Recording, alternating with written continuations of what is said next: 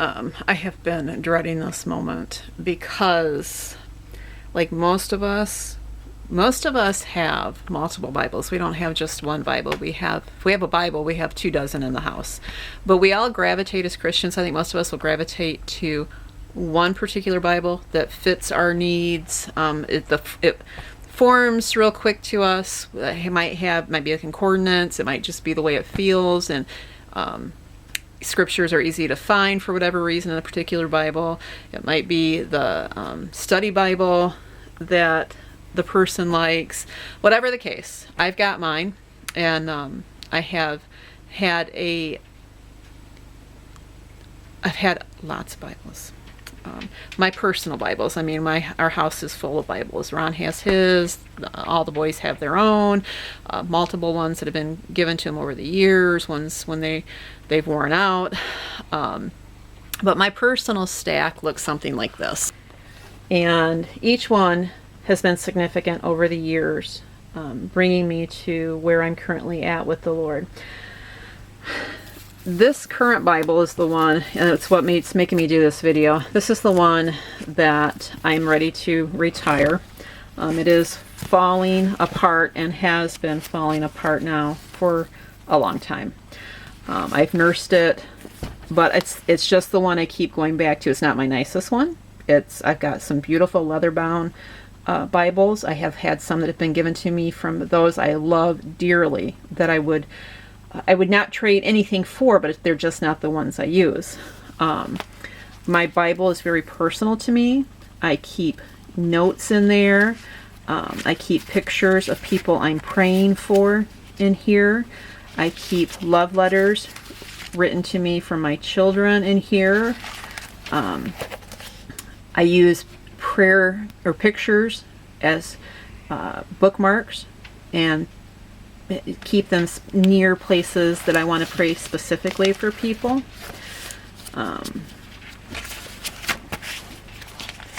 I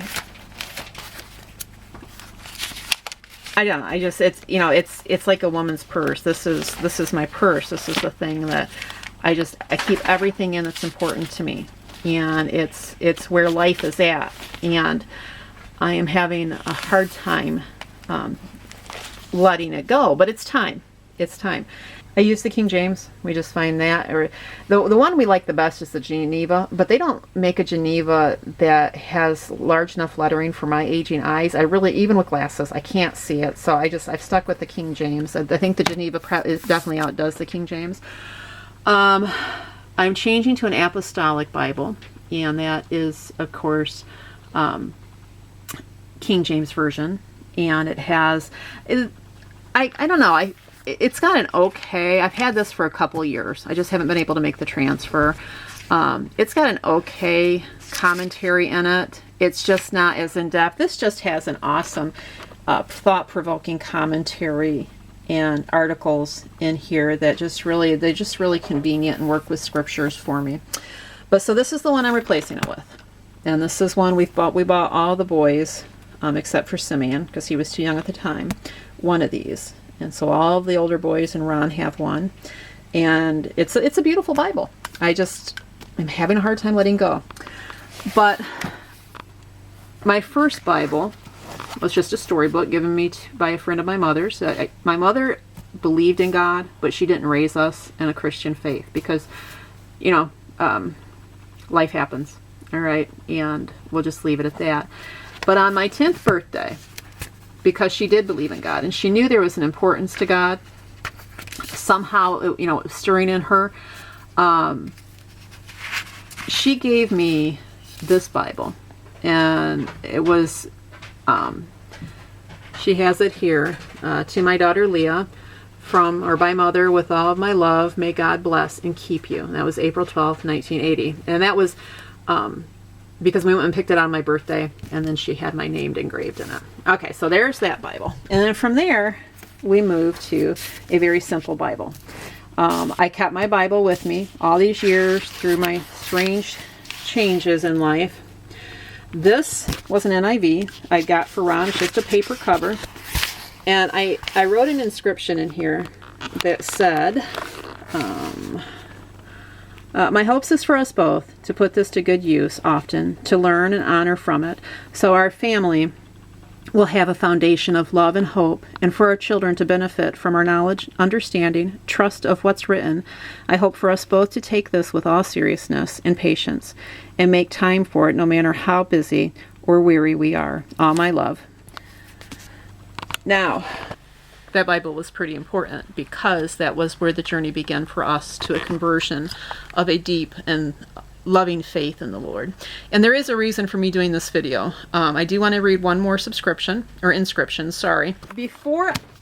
Between the time that I gave this to Ron and the time that we were converted, I took my old Bible that somebody had given me with just Bible stories, and I gave it to RJ. This was given to me in 1776. Oh boy, 1976. And I gave this to RJ the year he was born. Obviously, he had no idea what was there.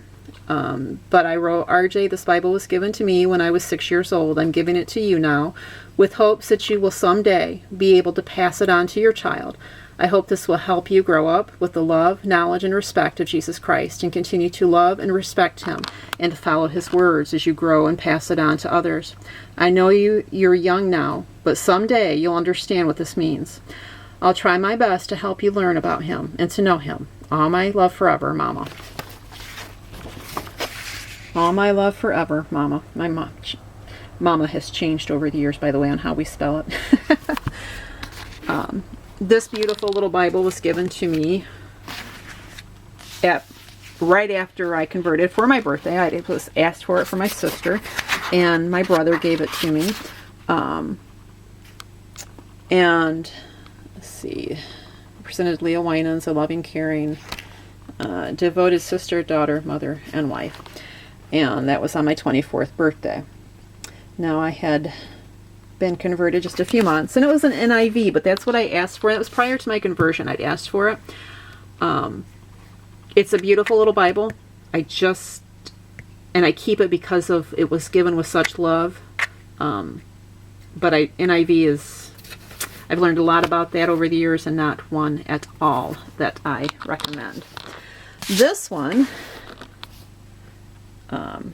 was given to us by folks that we became very close to when we lived in Arkansas. It was a church, and the pastor's wife and the pastor gave this to us. I used it until I got this one. I got this one when we were having Bible studies at our house, women's Bible study, and a sister that was having Bible studies with us bought all of the ladies this hardcover cardboard Bible. And I said, I just attached myself to it. It was just such a blessing. But the inscription, because this was given with such love, I hold on to this too. And it's a nice little Bible, or it's not little, but a nice Bible with a nice concordance and stuff. But it says, Sister Winans, we have enjoyed and been blessed with your family more than you will ever know. I have been trying to pray God's will and not my will, but we are going to miss you so much. God has bonded your family to this church in a special way that will last forever. Please keep in touch. Remember, our door is always open. Love, Brother and Sister Harris. And that was in 2001. So what's the point? I don't know. It's retiring my Bible's difficult, I guess. Also, many of us, Christians included, we have so much freedom here in America. And most of us will have a Bible on our shelf, and we never even open it. We know the most precious thing that we can have resources to, and they're there, we don't use them. Even, I see Christians. As Christians, we should be opening our Word every day. We should be hiding that Word in our heart so that we won't sin against God. We should be passing that Word on to our children so that they can pass it on to theirs. My Bibles that I've kept for all these years prior to conversion are a testimony. I believe those prayers in those Bibles, I believe that they did something. My mother's prayer for me, when she didn't even really know God herself,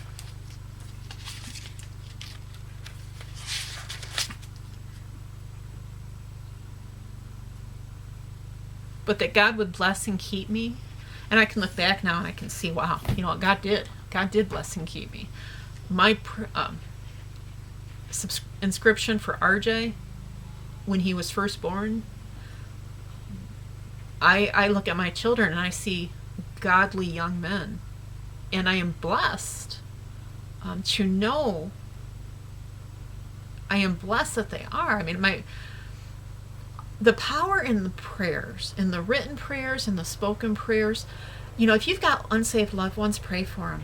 If you've got no relationship with God, but you feel his presence, he's there, pray. Pray. If you don't want to pray for yourself, pray God will call your children so that they will have life eternal with them. Most of us who weren't saved at one time, we might not have accepted Christ because of fear, but we certainly didn't want our children to live a life without him. God answers those prayers. And before we know it, the funny thing is before we know it, he's got the one praying the prayers. This is just kind of rambling. But I was thinking about all the blessings that we have in this country. We've pushed God out of school. Lord forbid we pray. I know, it's still legal. You're still supposed to be able to do it, but it's not welcome. Children used to get bits and pieces of God at school. They don't get that anymore. You come home and they turn on the TV or they turn on the radio, and there's not a thing won in those things that guide and direct your children to God. He's being stripped horribly from this country, and we may be indignant about the whole thing. We may not like it. It may make our blood boil, but the question that we have to ask ourselves is, what are we doing about it? And I'm not talking politically, because there's a whole spiritual battle going on politically within our own homes. If we take back our homes, if we pray for our lost loved ones and know that there is power in the prayer, if we look back our lives and see those that prayed for us before we were saved, the prayers that you can stop, and you can be saved now, but think back to when you cried out to God before you were saved. The prayer of desperation for yourself or for your loved one, and how he's answered that. The power is just amazing in prayer. Prayer. You want to bring our country back? Pray. You want our children back? Pray. Pray for the lost, if they will at least utter a prayer unto God. That prayer is not going to save them until they're ready to accept biblical salvation, but it will lay a foundation. Just like, my first and second Bible and my third Bible, it laid a foundation for me.